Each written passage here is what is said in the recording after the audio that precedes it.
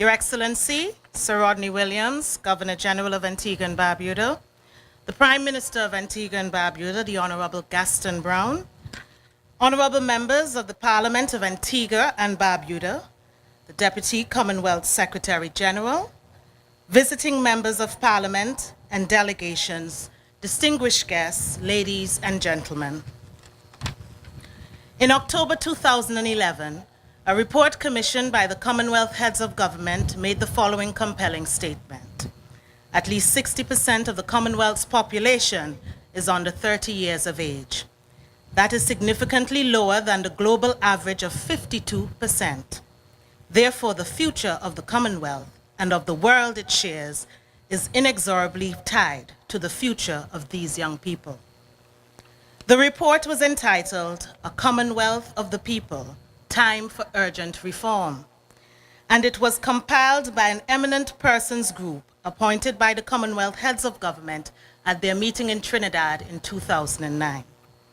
The rapporteur of the group was a distinguished Antigua and Barbuda diplomat, Sir Ronald Saunders. That report became the basis for the current strategic plan and work program of the Commonwealth Secretariat, but sadly, two of its main recommendations about youth remain unimplemented. Those two recommendations were firstly, the creation of the Commonwealth Youth Corps to advance the values of the Commonwealth through the instrument of volunteerism, development, exchange, service, and also, secondly, the creation of a Commonwealth Youth Development Fund to which youth across the Commonwealth could apply for funding to deliver innovative entrepreneurial solutions to youth employment challenges in their communities. Even more regrettable is that the 3 Commonwealth Youth Centres which existed as functional commitments to youth in the Commonwealth have been closed down. There may have been good reason why 2 strong recommendations on youth have not yet been implemented. And there may also be sound reasons why the 3 emblematic youth centers were closed down. Perhaps it is that more well-resourced and robust machinery is being put in place to demonstrate to the youth of the Commonwealth that their concerns and challenges are being treated with the seriousness that they deserve. I, for one, hope so, as I'm sure everyone here, gathered here tonight, does.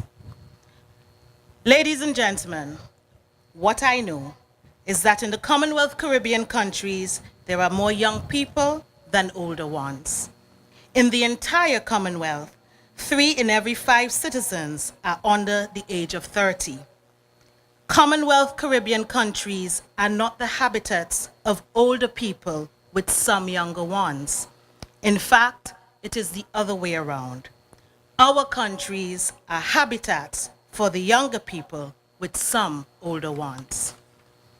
That is why we cannot say that the youth are our future or that the youth are tomorrow's leaders. The fact is that the youth are our present. They must also play a meaningful part in our leadership today. In fact, some are in leadership now. I don't know if he will agree with me, but in Antigua and Barbuda, we have elected one of the youngest prime ministers in the region in the person of the Honourable Gaston Brown. A prime minister who believes in creating opportunities for our young people to realize their potential and capitalize on the opportunities available for their advancement and the economic development of our nation. Many others are looking for the opportunity to take hold of their lives and the lives of their countries to make them both sustainably better. That is why I personally regret that the Commonwealth has not yet actively pursued the recommendation of the eminent persons group to create the Youth Development Fund that I referred to earlier. It is not as if there are countries in the Commonwealth that cannot afford to make that investment. At the end of the year 2012, there were 1,200 226 individuals in the world whose combined wealth amounted to US $4.6 trillion, giving them an average wealth of US $3.5 billion. Of the Commonwealth countries, Britain ranked fourth as the country in which the most billionaires live, and India ranked fifth. Canada, Australia, New Zealand, Singapore, Malaysia, and South Africa also ranked highly among the places that are homes to the world's billionaires. Why then can the Commonwealth not make a concerted effort to convince the custodians of this great wealth in some of their countries to make an investment in the well-being of others? Particularly the 31 small states that comprise the vast majority of the 53 member countries. The investment would not be a charity. The investment would not be a giveaway. It would be an investment in the energy, creativity, idealism, and motivation of our youth. There could be no better opportunity for such an investment, and there could be no better time than now. For our youth today are technology savvy. They are more aware than any other generation in human history that their opportunities are not defined by national borders. They know that the world is their oyster, and they are champing at the bit to open it and to savor the pearls it reveals. If mechanisms for spreading the fruits of wealth are not created, then the Commonwealth will not contribute to lifting up its less well-off members. It will simply sustain the increasing inequality and dissatisfaction that now permeates our global society. Here are two staggering statistics.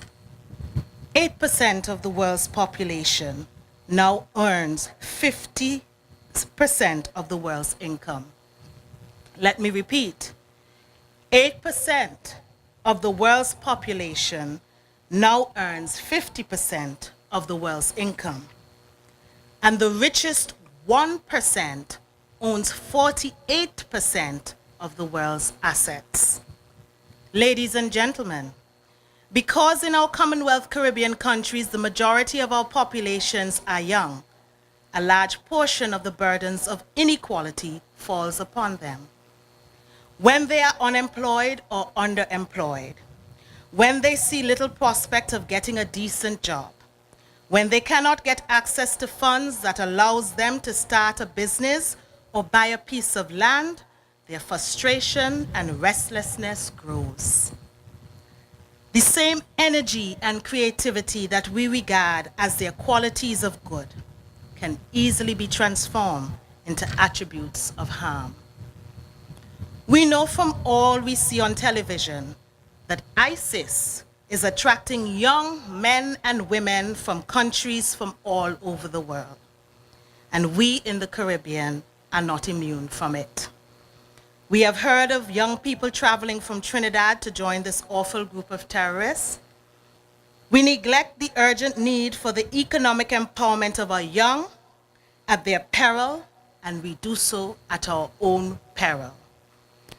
Commonwealth Caribbean countries have to address the importance of doing so with immediacy, and the Commonwealth as a whole must help in the process. Ladies and gentlemen, in our Commonwealth Caribbean, our young people are growing up in states that are marginalized in the international community. We have no access to concessional financing because we are deemed to be middle-income countries. Little account is taken of our vulnerability to natural disasters that wreck our economies and destroy years of our GDP. Even less account is taken of the skewed nature of income per capita, which fails to reveal that a small percent of our population earns the largest share of income, while the majority get far less. There is also almost an unconscionable approach to our high debt, which has been exacerbated largely by external factors as we try to maintain reasonable standards of living for our people. In all of our countries, we have given our young people the right to vote at the age of 18. In other words, we have said that they are intelligent enough and knowledgeable enough to make a decision on how their affairs should be governed.